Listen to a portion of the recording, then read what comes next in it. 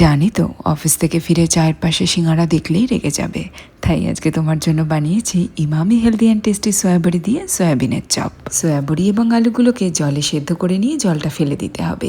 সেদ্ধ করার পরে সয়াবড়িগুলো একদম নরম তুলতুলে হয়ে গেছে। সর্ষের তেলে পেঁয়াজ ভেজে আদা রসুন কাঁচা লঙ্কা বাটা, হলুদ গুঁড়ো লঙ্কার গুঁড়ো জিরে ধনের গুঁড়ো পরিমাণ মতো নুন চিনি দিয়ে মশলা কষাতে হবে। সেদ্ধ করে রাখা সয়াবড়ি এবং সেদ্ধ করা আলুটাকে ম্যাশ করে মশলার সাথে মিশিয়ে নিতে হবে। 1 টেবিল স্পুন ছাতু, কিছুটা গরম মশলার গুঁড়ো, চাট মশলা এবং ধনে পাতা কুচি ছড়িয়ে ভালো করে মিলিয়ে নিলেই পুর তৈরি হয়ে যাবে। পুর একটু ঠান্ডা করে নিয়ে চপের আকারে গড়ে নিয়ে ময়দার গোলায় ডুবিয়ে ব্রেড ক্রামসে কোট করে নিতে হবে। ডাবল কোট করার জন্য আর একবার ময়দার গোলায় আর ব্রেড ক্রামসে কোট করে নিতে হবে। তারপরে ফ্রিজে 15 মিনিটের জন্য রেখে দেবে। এবার কড়াই সাদা তেল গরম করে চপগুলোকে দিয়ে দেবে। মিডিয়াম ফ্লেমে ভাজতে থাকবে সোনালি রং আসা পর্যন্ত। ইমামি হেলদি অ্যান্ড টেস্টি সয়াবড়ি দিয়ে তৈরি হয়ে গেল সয়াবিনের চপ। গরম চায়ের সাথে সন্ধেটা জাস্ট জমে যাবে।